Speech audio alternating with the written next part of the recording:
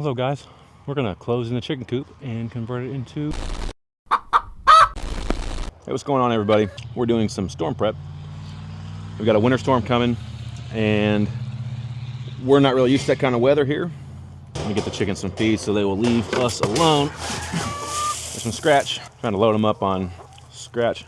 All right, so I have thrown them some scratch so they'll leave us be. But anyways, we've got winter weather coming and we've got some big plans for the chicken coop. We're gonna be building a new chicken coop in our new barn. I will give you a slight sneak peek of the new barn right over there. There will be plenty of barn videos coming in the future, so if you're into that, please do us a favor and subscribe and follow along, because that's going to be some cool stuff we're going to do there. But we're going to build the chickens a new coop in the barn. Right now, this is a coop. It's about 10 foot by 12 foot. We currently have 34 hens, I believe. I haven't done a count. They free range. This is not all of them either. They free range our 5.5 acres. They've got full access and they know where to come back to at night. So our plans are that this is going to become a lean-to storage off the side of the shop. We'll take this front face off here and leave it open.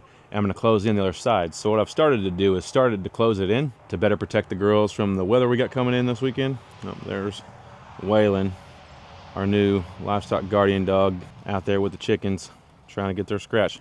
Hey, Waylon, leave it alone. Here's the coop. We've got our nesting box here, and it's a 6-hole nesting box. The eggs roll out, and we're able to collect them here. We keep the chickens feed and scratch in these buckets here. Keeps the rodents out with the galvanized bins. We've got a walk-in door here. This is kind of what the inside of the coop looks like. So those are the roosting bars. Plenty of roosting bars for all the girls that we've got. They've got a couple of feeders here that are built out of 5-gallon buckets. We just built these. Any 5-gallon bucket will work. Got these feeder inserts off of Amazon. I'll put a link in the description below if you're interested in that. They work really good. Here's another look inside of our nesting box. We've got one broody girl right there trying to hog up some eggs. This is the dust bath. It's about 3 foot by 4 foot. Seems to be plenty big, so big that they tend to lay eggs in it from time to time. Hi, Mama. You can say hi for the camera. There you go. There's the egg there that didn't like to roll out. I can give you a quick demonstration of how that works. Got one broody mama in there. But this is the dust bath.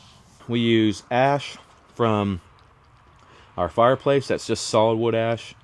That's typically the ash we get there. And we also have a wood burning smoker, and we use the ash from that. We can guarantee that it's 100% just plain wood ash. There's no plastics or chemicals or anything weird in there. Occasionally we'll add in some fresh topsoil, and we do some barn lime in there as well.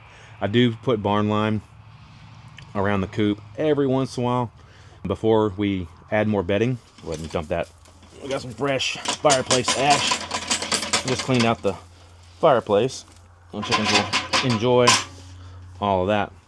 But we do the deep layer bedding, and with that, if you're not familiar, we don't clean the coop except for maybe twice a year.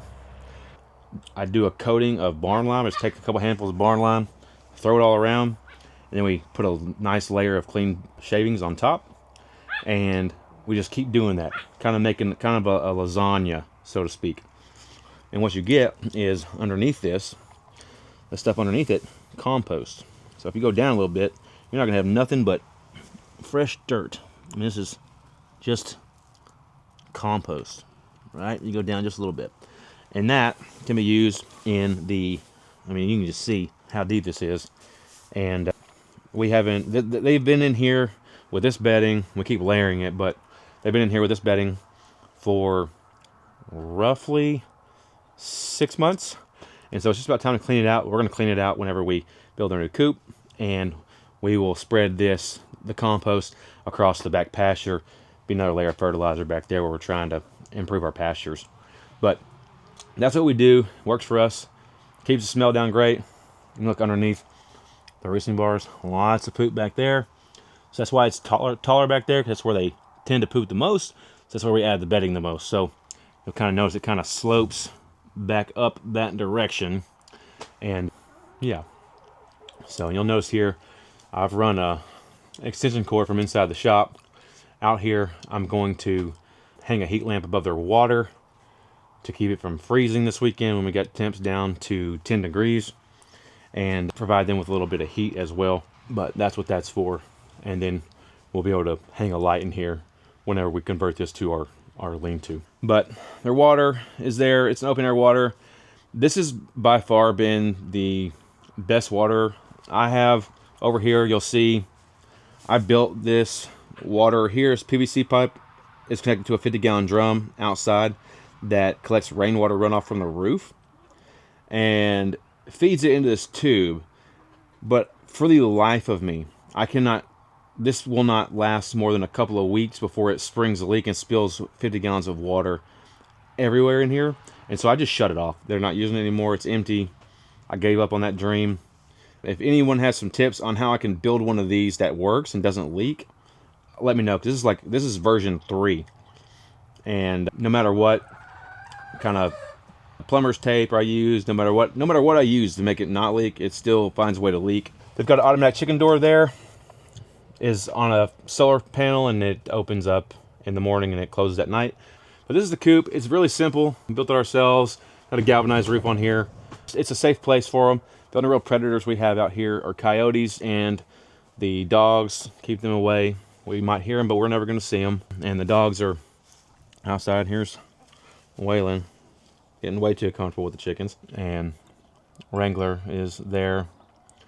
He's a Rottweiler that we rescued, and he's been a great farm dog. He has got great guard. He barks at literally anything that seems the slightest bit suspect.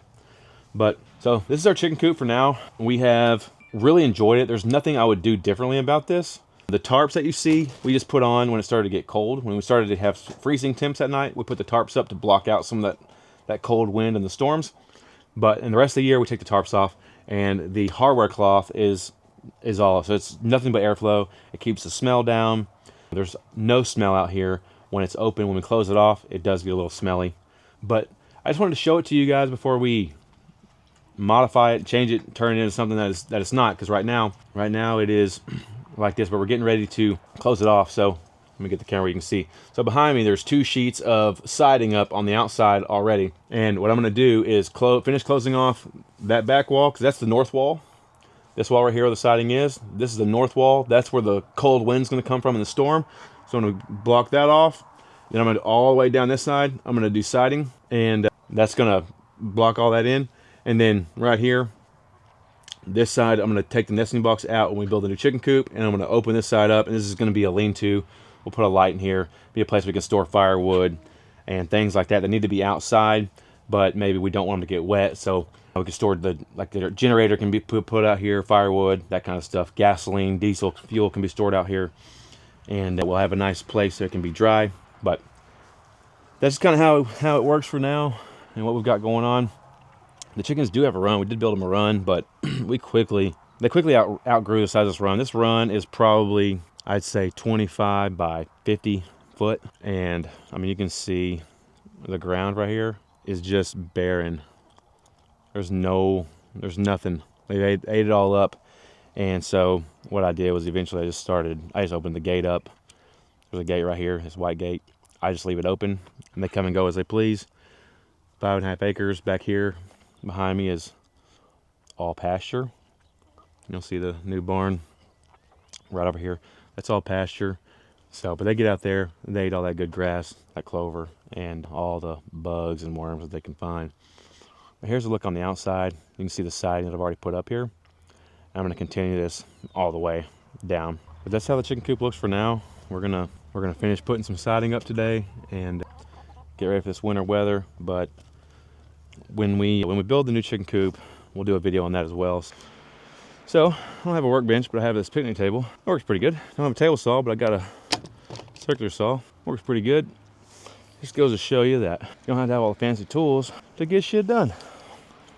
And look, guys, something you'll learn about me and our farm, our homestead. We will never be going for perfection. We're never going to go for perfection. We always are going to go for good enough. That's always the metric, is good enough. Nails would work better when we put the siding on our greenhouse. I used a framing nailer and it worked really well. But then I had to get a compressor out here and all this, that, and the other. And just don't think it's that serious. So we're not going to do that right now. And we weren't planning on doing this right away, right at this moment. We're going to wait. But with the weather coming, we figure we're going to do it anyways. Might as well get it done now. And chickens will have some benefit from the weather. Block that wind out and that cold air. So now, last thing I've got to do here is swap my bits out. I'm going to put this self-tapper back in here to hold the roofing back down on top. I know it doesn't look the best, but it's the backside. No one sees it except for me and, well, now all of you. But I don't really care. It's my farm and I'll do it the way I want to. So I took my measurements and I transferred them over to this sheet of siding and cut it on the table because that's a little bit easier without extra set of hands. So hopefully lines up good enough. I do believe it will be good enough. Yep, that'll work right there.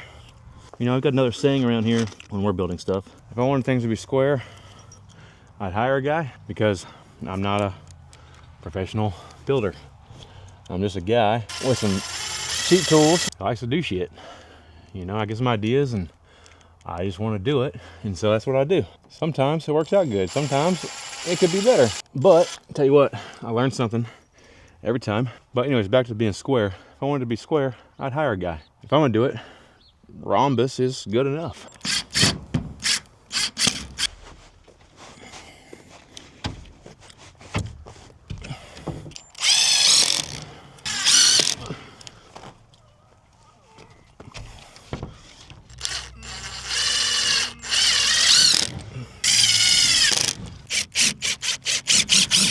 All right, so now we're inside the coop, and you can see what a difference the siding has made inside of here. So now we're closed in mostly, blocking all chances of wind getting through here for sure.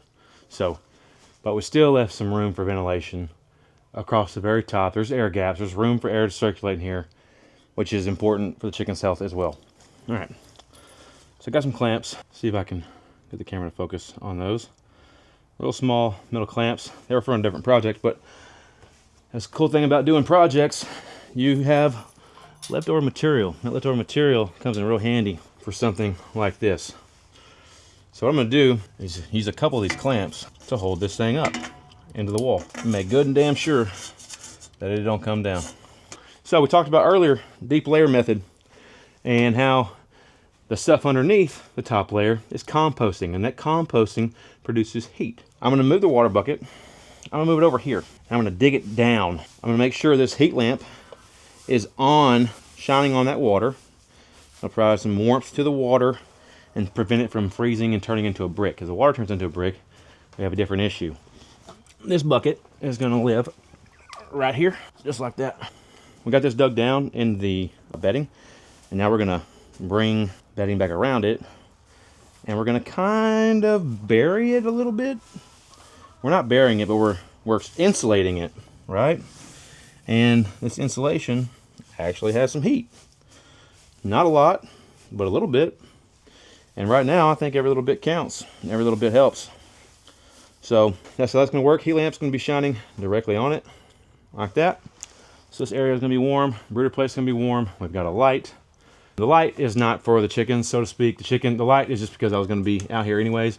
And covering these walls up, it did make it a lot darker in here. During the day, not a big deal, but at nighttime, if I'm out here, I will need to be able to see, because I won't be able to get any ambient light from outside, from the moon in here.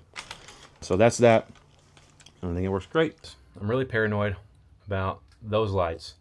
The heat lamps, I personally know people that have lost barns because of those heat lamps. I personally know people that have lost houses because of those heat lamps. They're dangerous. They're dangerous as hell, okay?